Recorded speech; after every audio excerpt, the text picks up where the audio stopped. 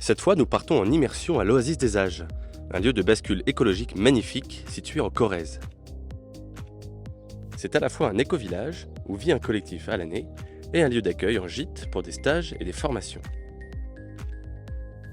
Nous y avons séjourné en 2023 pour le projet Cosmogonia, afin d'y rencontrer l'équipe, et particulièrement Manon, l'une des cofondatrices. On a été touché par la beauté du lieu, l'atmosphère paisible qui y règne, mais aussi par la maturité du collectif. On vous souhaite une bonne écoute. Merci de nous accueillir chez toi. Avec plaisir. On va prendre un peu de temps toutes les deux pour qu'on puisse comprendre un peu mieux ce qu'est l'Oasis des Âges. Là, on passe quelques jours avec vous et est-ce que tu peux nous raconter qu'est-ce qu'on vient faire ici, pourquoi vous avez créé ce lieu, comment vous avez fait? C'est un projet qui date de mars 2022. On cherchait avec un groupe d'amis à créer un éco-hameau suite à une formation qu'on a faite ensemble, la formation Coopération Fertile, donc de l'association Fertile. Et donc on a fait des recherches, on cherchait un lieu et en donnant une formation à un moment donné, une des participantes nous a parlé de ce lieu-là.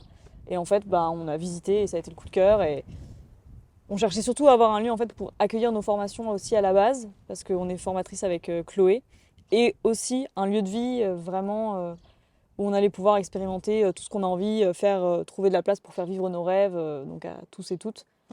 Et aussi de pouvoir permettre à des personnes d'accéder à des espaces de transformation dans son propre rapport à soi, à l'autre, au vivant, au modèle, aux croyances, à tout ce qui aujourd'hui peut régir nos vies et notre société, et donc de venir avoir des espaces qui peuvent permettre de venir changer ça ou de venir l'interroger et par différentes modalités aller un peu plus loin dans la quête de la transition, et d'offrir une transition, un modèle de transition qui n'est pas le seul, dans une joie, une vie, un kiff bas carbone, et montrer qu'une vie aussi en campagne comme nous, c'est surtout pas une vie où on est recentré sur nous-mêmes, mais justement un modèle de comment on refait du lien au niveau local, comment on vit ensemble, comment on crée des espaces accueillants, où on est bienveillants les uns avec les unes et les autres.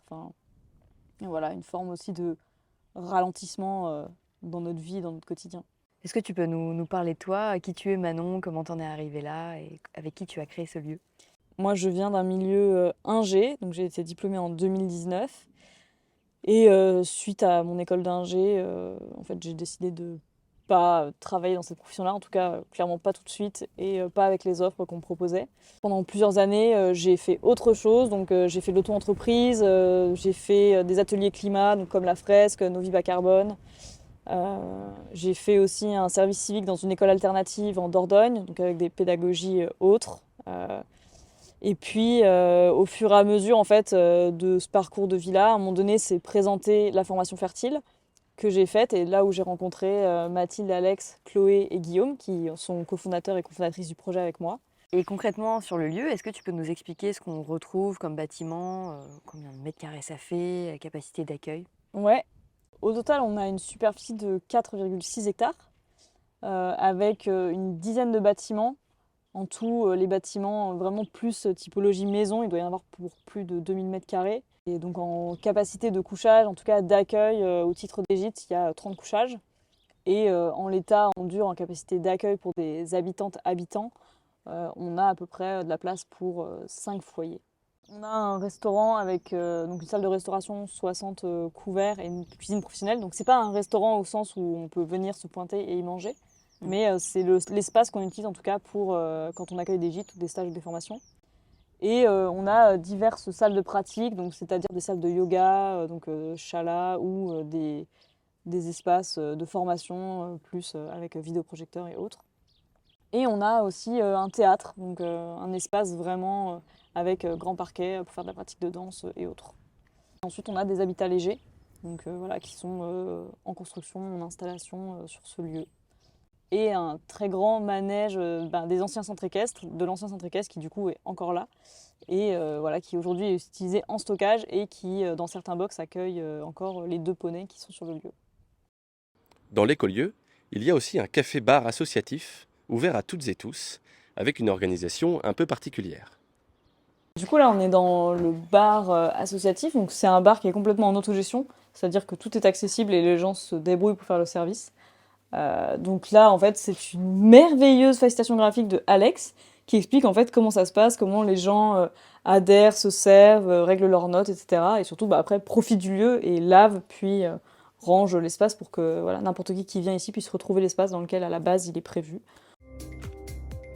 C'est donc un projet multiple qui mélange des habitats indépendants, une vie collective joyeuse, des espaces d'accueil chaleureux et créatifs, et différents parcours de formation sur plusieurs jours.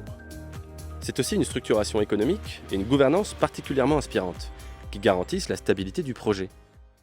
Alors on a d'une part une SAS coopérative qui a acheté le foncier, donc l'ensemble du lieu, et à côté de ça on a une association. L'association, elle va gérer les activités sur le lieu. Nous, en fait, en tant qu'habitantes et habitants, on verse un loyer à la SAS. L'association, du coup, elle va également verser un loyer à la SAS du fait de l'utilisation des lieux pour les différentes activités, les accueils de gîtes, les accueils pour les stages, pour les ateliers d'une journée, voilà. Du coup, ici, ce qu'on fait donc, en termes de modèle économique, c'est de l'accueil de stages et formations.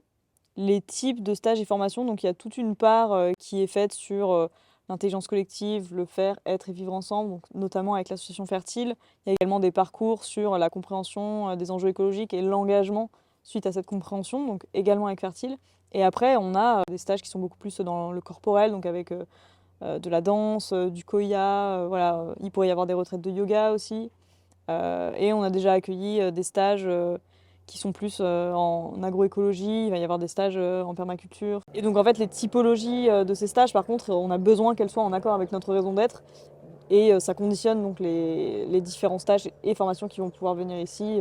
Il y a un garde-fou autour de c'est quoi vraiment notre intention de lieu et qu'est-ce qu'on a envie de voir émerger dans le monde. Et donc qu'est-ce qu'on est prêt à accueillir ici dans cette intention-là. D'un point de vue financier, comment vous vous êtes organisé ici ? Pour le montage financier, donc on est segmenté en plusieurs parties. Donc il y a déjà une partie d'apport perso. Donc on est environ autour de 200 000, même un peu plus il me semble. Après, on a une partie apport par des associés solidaires, donc des personnes qui ont décidé de prêter leur argent et plutôt par exemple de le mettre dans un livret A, en fait le mettre dans ce projet-là. Donc là on en a pour à peu près 170 000 €. Et après il nous reste 3 parties donc, qui sont 3 prêts. Donc un par l'organisme prêteur, la coopérative des oasis, donc parce qu'on est une oasis, on fait partie de ce réseau-là, donc 200 000 €, et ensuite un prêt de la part de la nef et un prêt de la part de la caisse d'épargne. C'est la fin de notre immersion à l'Oasis des Âges. On espère que ça vous aura permis de mieux comprendre le fonctionnement et les rouages d'un écolieu. Si vous souhaitez en savoir plus sur le projet ou tout simplement leur rendre visite, rendez-vous directement sur leur site internet. À bientôt!